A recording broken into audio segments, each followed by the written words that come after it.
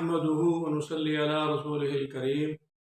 أما بعد فأعوذ بالله السميع العليم من الشيطان الرجيم بسم الله الرحمن الرحيم وما لي هؤلاء القوم لا يكادون يفقهون حديثا صدق الله العلي العظيم اللهم صل على سيدنا محمد بعدد كل داء ودواء وبارك وسلم اللهم صل على سيدنا محمد وأصحاب سيدنا محمد وبارك وسلم عليه سبحان ربك رب العزة عما يصفون وسلام على المرسلين والحمد لله رب العالمين۔ سچے ہے اللہ عز و جل جو کائنات کا خالق اور مالک ہے، سچے ہیں اس کے تمام انبیاء، اس کی کتابیں وعدے سب سچے ہیں اور ہم اس پر گواہ ہیں۔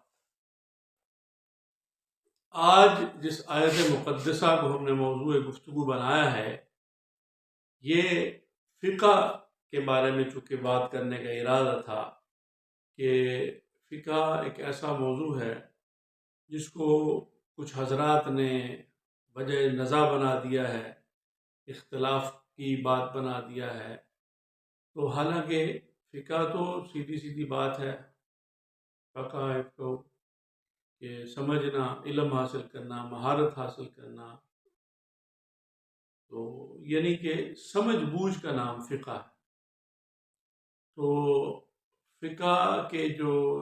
داعین ہیں، جو داعی ہیں فقہ کے موضوع کو سمجھنے والے اور اس کے اوپر عمل کرنے والے اور اس کی دعوت دینے والے اور علمبرداران فقہ جو ہیں، وہ اس آیت مقدسہ کو اپنے موقف کی دلیل کے لیے جواز کے طور پر پیش کرتے ہیں۔ وَمَا لِهَؤُلَاءِ الْقَوْمِ لَا يَكَادُونَ يَفْقَهُونَ حَدِيثًا، اس قوم کو کیا ہو گیا ہے کہ یہ سمجھتے نہیں۔ اب دیکھیں، دین جو ہے یہ سمجھ کا نام، عقل کا نام، شعور کا نام، فہم کا نام، دانش کا نام، فراست کا نام، عقل کا نام، عقل مندوں کا دین۔ دین جو ہے یہ عقل مندوں کا دین۔ ہمارا جو دین ہے، اللہ رب العالمین جو خلاق کائنات کا خالق ہے، مالک ہے، اس نے ہمیں دنیا کے عظیم ترین پیغمبر محمد رسول اللہ صلی اللہ علیہ وآلہ وسلم، جو اس کے آخری نبی ہیں، جو اس کے وہ نبی ہیں جن کو اس نے پسند فرمایا کہ اس نے جو نبوت و رسالت کا سلسلہ آدم علیہ السلام سے شروع کر کے اور نوح علیہ السلام اور ادریس علیہ السلام، ابراہیم علیہ السلام، عیسیٰ، موسیٰ علیہ السلام، یعنی جملہ جو بھی اللہ نے احکام نازل فرمائے، داؤد علیہ السلام، سلیمان علیہ السلام، تو وہ ہستی، وہ ذات بابرکات مقدس محمد رسول اللہ صلی اللہ علیہ وآلہ وسلم، آپ نے جو دین ہمیں عنایت فرمایا ہے، یہ ہم سے سمجھ کا، عقل کا، شعور کا تقاضا کر کہ بے سوچے سمجھے کوئی کام نہیں کرنا، سوچ کر، سمجھ کر، ہوش میں، حواس میں دین پہ عمل کرنا ہے۔ تو ناچیز حیران ہوتا ہے ان لوگوں کے رویے پر جن لوگوں نے یہ طے کر لیا ہے، پتہ نہیں کس طرح اور کس حوالے سے طے کر لیا ہے کہ جو لائنیں انہوں نے کھینچ دی ہیں ان سے آئے دائیں بائیں اور آگے پیچھے آپ نہیں ہو سکتے، جبکہ دین تو اللہ کا ہے اور دعوت ہے، عام ہے سب کے لیے، اور اس میں سے جو علم و حکمت کے اسرار و رموز کے جو راز پنہاں ہیں، اس کے اندر غوطہ زن ہو، اس میں دیکھو کہ کتنا عقل اور سمجھ والا دین ہے، فہم و فراست والا دین ہے، جس کی ہر بات میں حکمت ہے۔ اور جب ہم انشاءاللہ اس بعثت رسالت صلی اللہ علیہ وسلم کا موضوع پر بات کریں گے تو اس میں بھی یہ علم و حکمت ہی ہے، حکمت ہے، دانائی ہے، تزکیہ ہے جو اللہ نے اپنے رسول کے ذمہ لگایا۔ تو حیران ہوتا ہوں ان لوگوں کی سوچ پر کہ جو کہتے ہیں کہ دین میں آپ عقل کا استعمال نہیں کر سکتے، آپ سوچ نہیں سکتے، آپ بول نہیں سکتے، کیونکہ اس طرح پھر ان کے جو انہوں نے نظریات دیے ہیں یا جو لائنیں کھینچ رہی ہیں ان سے پھر باہر آپ نہیں جا سکتے. اگر باہر جائیں گے تو پھر ان کی مونوپلی ختم ہو جائے گی، تو پھر ان کو کون سنے گا اگر وہ صحیح بات دین کی لوگوں تک پہنچا دیں گے. یہ بڑی بنیادی سی بات ہے، بڑا بنیادی سا نقطہ ہے کہ دین میں سے اپنے آپ کو مائنس کرے. جو شخص اپنے آپ کو مائنس کر کے دین کی بات کرے گا، دین پہنچائے گا، وہی بندہ جو ہے وہ دین آپ تک صحیح پہنچا سکتا ہے. اور جو اس میں اپنے جذبات کو داخل کرے گا دخل دے گا، وہ کبھی بھی آپ کو صحیح بات تک نہیں پہنچا سکتا، کیونکہ اس میں پھر اس کی یا تو غصہ شامل ہوگا، اس کی نفرت شامل ہوگی، اس کی محبت شامل ہوگی، اس کا رجحان شامل ہوگا، اس کی جو مختلف کیفیات جو اس پر وارد ہوتی ہیں مختلف اوقات میں، مختلف حالات میں، مختلف صورتحال میں، وہ ویسے ہی چاہتا ہے کہ سب اسی کے طرح ہی ساری چیزیں سوچنا شروع کر، جبکہ ایسی بات نہیں ہے. تو فقہ پہ بات ہم کرنا چاہتے ہیں تو اللہ تعالیٰ نے فرمایا ہے کہ کیا ہو گیا اس قوم کو، یہ سمجھتے کیوں نہیں. سمجھنا، یفقہون فقہ سے نکلا ہے کہ وہ سمجھتے کیوں. حدیث عقل کی بات. تو فقہ جو ہے اس کی ضرورت سمجھ بوجھ کے حوالے سے اس واسطے ضرورت تھی کہ اس کا جو ایک بہت بڑا حوالہ جو حضرت معاذ بن جبل رضی اللہ عنہ کو جب رسول اللہ صلی اللہ علیہ وآلہ وسلم نے یمن کی طرف گورنر بنا کر بھیجنے لگے تو آپ نے فرمایا کہ معاذ، جب کوئی معاملہ تمہارے سامنے آئے گا تو آپ کیسے فیصلہ کرو گے، کس طرح. تو حضرت معاذ نے فرمایا، عرض کیا یا رسول اللہ صلی اللہ علیہ وآلہ وسلم، میں قرآن حکیم کی روشنی میں فیصلہ کروں. آپ نے فرمایا اگر اس میں کوئی چیز نہ ملی تو پھر تو نے عرض کیا کہ آپ کی سنت، آپ صلی اللہ علیہ وسلم کی سیرت مبارکہ کے مطابق. آپ نے فرمایا اس میں بھی نہ ملا تو پھر انہوں نے کہا کہ یا رسول اللہ میں اپنی عقل اور سمجھ سے اجتہاد کروں گا. بعض حضرات اس حدیث کو بھی اس حدیث کو بھی ضعیف کہتے ہیں کہ یہ وہ قابل حجت نہیں ہے، قابل اعتنا نہیں ہے. تو بہرحال اس بحث میں ہم نہیں پڑھتے. بات یہ ہے کہ جو اسلام کے احکامات ہیں، جو فقہ ہے، وہ سمجھنے کے لیے کہ کس موقع پر کس کام کو کس انداز میں کیا گیا، کون سے کام کی کیا اہمیت ہے، کون سا فرض ہے، کون سا واجب ہے، کون سا سنت ہے، کون سا مستحب ہے، کون سا سنت مؤکدہ ہے، سنت غیر مؤکدہ کیا ہے، مستحبات کیا ہیں، مباحات کیا ہیں، حرام کیا ہے. یہ جو جتنے بھی احکامات ہیں یہ فقہ سے اخذ کیے گئے، جتنے احکامات ہیں یہ سب فقہ سے اخذ کیے گئے. اس کی روشنی میں سمجھنے کا نام فقہ. فقہ کی ضرورت اس لیے پیش آتی ہے، اس کے ماخذات پر ہم بعد میں آئیں گے، کیونکہ وقت گزرنے کے ساتھ ساتھ ابھی ہماری پچھلی 30 سال کی زندگی میں جب سے ہم نے ہوش سنبھالا ہے تو اتنی تبدیلیاں آ گئی ہیں معاشرے کے رہن سہن میں، رسم و رواج میں، عادات میں، اطوار میں، حالات میں، واقعات میں، معاملات میں، کہ عقل حیران ہے پچھلے کچھ عرصے میں. تو ایک بات کو موضوع جو بنانا بڑا ضروری، میرا ارادہ ہے کہ کسی وقت کو اس بات پہ کمپریہنسو بات کروں، وہ ہے کہ جس طرح کے آج طرز رہن سہن میں ہم رہ رہے ہیں، جن سہولیات کے اندر ہم رہ رہے ہیں،